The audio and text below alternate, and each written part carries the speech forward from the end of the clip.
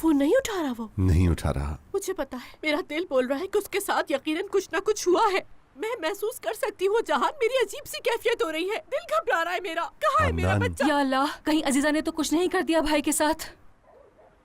या अल्लाह, तुम मेरे बच्चे की हिफाजत करना मालिक। जहान मेरे बच्चे को कुछ ना हुआ हो, मैं मर जाऊंगी। खानदान खुद को संभालो, फिक्र मत करो।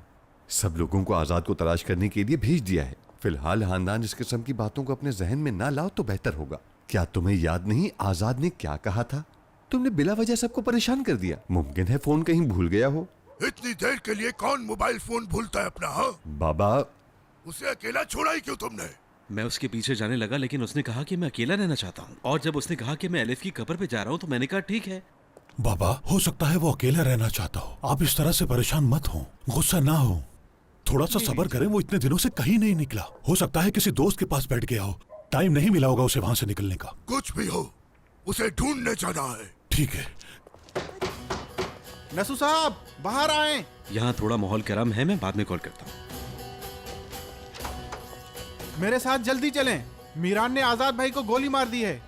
खानदान साहिबा, क्या मीरान ने? क्या बकवास कर रहे हो? जान, छोड़ो इसे, क्या छोड़ो। कह रहे हो? होश में तो हो।